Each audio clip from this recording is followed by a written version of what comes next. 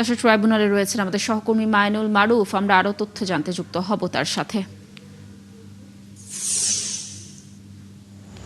মাইনুল, রায় তো ঘোষণা হয়ে গেছে। রায়ে আমরা যতদূর জানলাম যে দুজনের মৃত্যুদণ্ড, 3 জনের যাবজ্জীবন এবং বাকিদেরও বিভিন্ন মেয়াদে সাজা দেওয়া হয়েছে।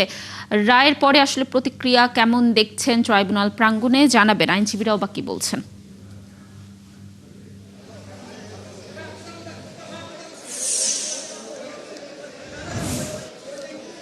আর রায়ের পর কিন্তু এই মাত্র আসামিদের বের করা হয়েছে এবং আসামিরা এর মধ্যে মৃত্যুদণ্ডপ্রাপ্ত যে 2 জন রয়েছেন, 2জনই পুলিশ।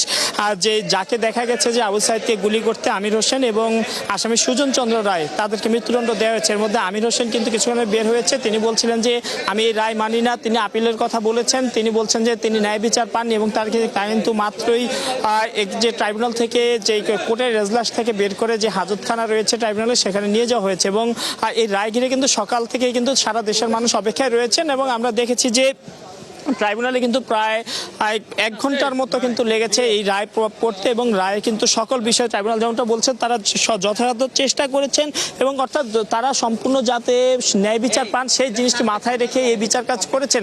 এবং এর মধ্যে একজনকে যদি আমি বলি, একজনের সাজার মেয়াদ পূর্ণ হওয়ায় তাকে কিন্তু বলেছেন যেহেতু সাজার মেয়াদ পূর্ণ হয়েছে তাকে মুক্তি দেওয়ার জন্য, তবে বাকিদের কেউই কিন্তু খালাস পাননি। সবাইকে কিন্তু বিভিন্ন মেয়াদে সাজা দেওয়া হয়েছে। কাউকে যাবজ্জীবন, কাউকে 5 বছর, 10 বছর, 3 বছর, এভাবে কিন্তু বিভিন্ন মেয়াদে কিন্তু সাজা দেওয়া হয়েছে। অর্থাৎ এই যে আবু সাইদ হত্যা মামলা যে আসামিরা ছিলেন সকলেই কিন্তু কোনো না কোনো অপরাধের দোষী সাব্যস্ত হয়েছেন এবং সকলকেই একটি মেয়াদে কিন্তু সাজা দেওয়া হয়েছে এবং কিছুক্ষণের মধ্যে কিন্তু আইনজীবীরাও বেরিয়ে আসবেন এবং তারা যেখানে কথা বলবেন আমরা আস্তে আস্তে লাইভের মধ্যে কিন্তু সেখানে যাওয়ার চেষ্টা করছি। যেহেতু যেমনটা বলছিলাম যে আজকে বেলা 12টার পর 12:30টার দিকে কিন্তু এই যে রায় পড়া শুরু হয় এবং যখন শুরু হয় তখন আমরা দেখেছি যে আদালতের ভেতরে প্রথমে চিফ প্রসিকিউটর বক্তব্য রাখেন, তারপর ট্রাইব্যুনালের যে ট্রাইব্যুনাল রয়েছে ট্রাইব্যুনালের বিচারপতিরাও কিন্তু কথা বলেন বিভিন্ন বিষয়ে এবং তখন কিন্তু তারা এই বিচার কাজ কিভাবে হয়েছে, তারা সাক্ষীর পর্যালোচনা সব কিছু কিন্তু তুলে ধরেন। আমি যদি আজকে সাজাপ্রাপ্তদের যদি কয়েকজনের নাম বলি, তার মধ্যে এই মামলার প্রথম আসামি ডক্টর হাসিবুর রশিদ ওরফে বাচ্চু, সাবেক ভিসি বেগম রোকেয়া বিশ্ববিদ্যালয়, তাকে 10 বছরের সাজা দেওয়া হয়েছে। মনিরুজ্জামান ওরফে বেল্টু, সাবেক police commissioner Rangpur metropolitan police, তাকে 10 বছর কারাদণ্ড দেওয়া হয়েছে।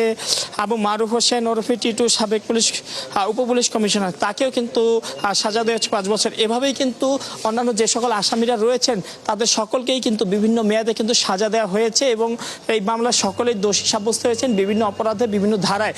অর্থাৎ কেউই খালাস পাননি, তবে একজনের সাজার মেয়াদ পূর্ণ হওয়ায় তাকে ছেড়ে দেওয়ার জন্য কিন্তু ট্রাইব্যুনাল কিন্তু নির্দেশ দিয়েছেন।